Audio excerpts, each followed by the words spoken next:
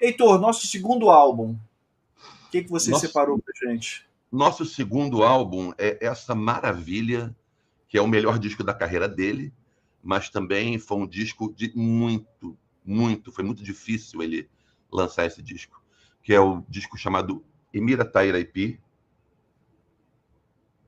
do Taiguara, disco Aham. de 1976, né? Que é uma verdadeira joia da música brasileira. É um dos melhores discos da história da MPB, né? Seguramente, não só por conta da qualidade das canções, mas a qualidade do que você tem lá dentro, né? Dos arranjos que você tem. Você tem arranjos do Wagner Tiso e do Hermeto Pascoal, né? Hermeto Pascoal trabalhando como Hermeto, mas tipo aberto a compreender que era um disco de música brasileira. Mas você tem o Hermeto ali, né? Esse disco tem uma história muito peculiar e muito barra pesadíssima, né? Porque Taiguara, em meados de 74, o disco anterior dele no Brasil foi um disco chamado Fotografias, que é muito bom também, muito bom. Mas assim, o Taiguara começou a se envolver com o Partido Comunista, né? E ele começou a ficar muito queimado naquele período que era um período mais sanguinário da ditadura no Brasil, né? Ele saiu do Brasil em 74, né? Ele gravou um disco que até hoje nunca foi lançado, né? Eu sou muito amigo da filha dele, que é a Emira, que é a filha que dá nome a parte do nome do disco, né? E ela me fala que ela conseguiu uma cópia, uma fita desse disco.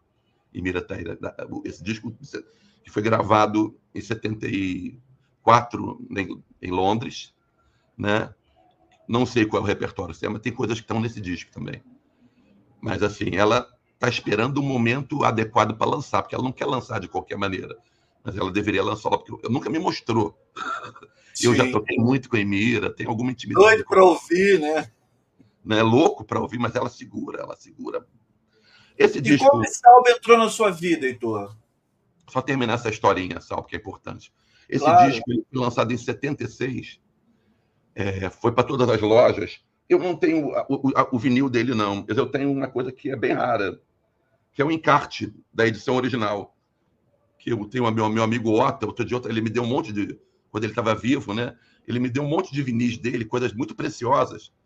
E tinha o encarte original do Emira Tairepi, que a edição relançada, que é a primeira edição que eu tive, foi um vinil relançado dos anos 80, né? Ele não Pode. tinha esse encarte que você abria, aí tinha esses desenhos aqui, né, com as letras das canções e textos e a ficha técnica. E atrás tem algumas letras também. Isso aqui não tinha Demais. da edição relançada. É um encarte da edição original. O que aconteceu? O Taiguara era muito perseguido. As músicas todas do disco foram assinadas pela Geisa, esposa dele, que está viva ainda, né? Querida amiga também. A Geisa, ela assinou as músicas, mas logo a censura descobriu que todas as músicas são do Taiguara, né? Esse disco ele não foi censurado no primeiro momento, mas com um dia de loja, ele foi recolhido. E aí ele só voltou às lojas nos anos 80. Né? Pode crer. Então, quer dizer, é um disco que na época que ele foi lançado, ele passou totalmente batido. Não tem nenhum hit. Mas, cara, é um disco, cara, que ele compreende a música brasileira dentro de um cenário. Olha os músicos que tocam nesse disco, Sal. Jacques Morelenbaum, Toninho Horta, Mauro Senise, Paulo Braga, Raul Nossa. Mascarenhas, Zé Eduardo Nazário, Wagner Tiso toca piano. Né? É uma constelação de Sim, músicos, sim. né? Que colocam as músicas todas do Taiguara, menos uma, que é Três Pontas, que é a música do primeiro disco do Milton Nascimento, né? A música do Milton. Né? E as músicas, elas falam daquele período de ditadura com um lirismo que se confunde com a crueza da realidade. Eles querem lotar o Maracanã e precisam de mim, lá vou eu. E ele fala que o Brasil não era mais campeão do mundo, que hoje a viola, não, essa é a ilusão. E hoje é a alemã, porque em 74 a Alemanha tinha acabado de ganhar a Copa, né? O disco é de Uhum. 76. Então o Brasil não era nem mais o campeão do mundo. Então como se ele fizesse uma metáfora dessa música público, falando que a ditadura iludia as pessoas com o futebol.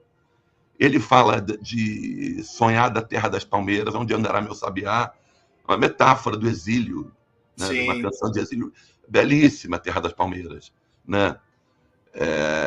Aquarela de um... Como é que é? O nome da canção? Aquarela de um povo. A edição em CD, ela tem alguns elementos desse vinil que eu tenho aqui, né? Desses encartes. Eles reproduziram tudo. As letras também estão aqui. Sete Cenas de Mira é uma canção que ele fala...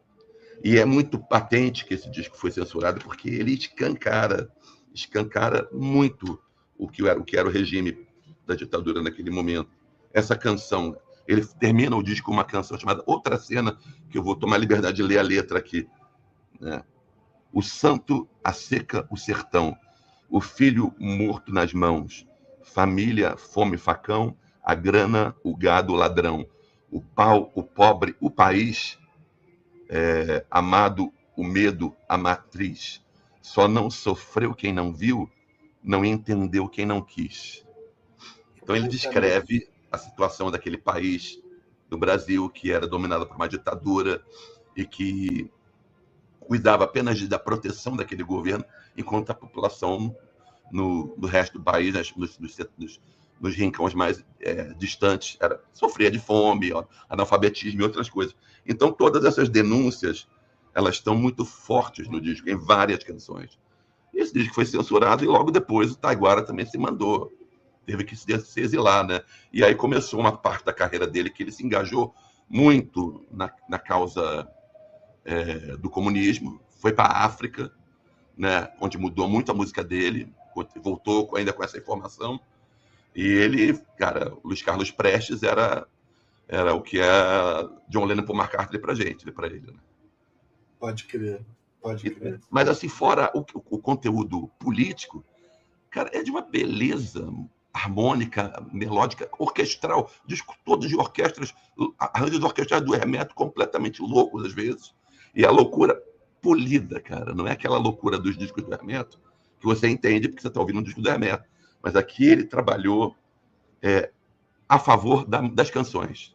Entendi. Ele tira na hora certa, talvez porque tivesse o Wagner Tiso ali do lado segurando um pouco, né?